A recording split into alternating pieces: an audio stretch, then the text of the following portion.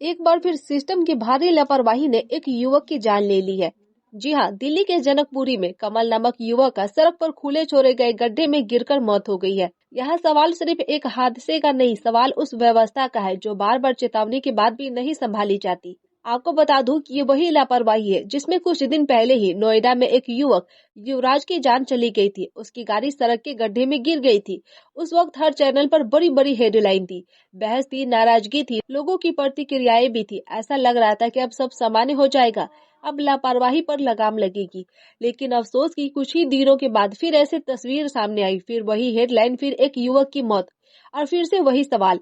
एक महीने के भीतर दो ऐसी घटनाएं, क्या ये सिर्फ एक संयोग है या सिस्टम की खुली लापरवाही? आखिरकार सड़क पर छोड़े गए गड्ढे की जिम्मेदारी किसकी है? क्या उन दो युवकों की जिनमें गिरकर उनकी मौत हो गई, या उस सिस्टम की जिसने खतरे को यूं ही खुला छोड़ दिया? ना कोई बैरिकेड, ना कोई चेतावनी, न घेराव। कभी निर्माण कार्य के नाम पर तो कभी सरकारी एजेंसी की तरफ से, तो कभी निजी कंपनी के लापरवाही से गड्ढे ऐसे ही छोड़ दिए जाते हैं जैसे आम लोगों की जिंदगी की कोई कीमत न हो। हैरानी तो तब बढ़ती है जब हादसे के बाद अचानक से सारे इंतजाम दिखने लगते हैं, चेतावनी बोर्ड लग जाते हैं, घेराव हो जाता है। सवाल यही है कि ये सावधानियां पहले भी तो की जा सकती थी। क्या हर बार किसी की जान जाने के बाद ही सिस्टम जागेगा?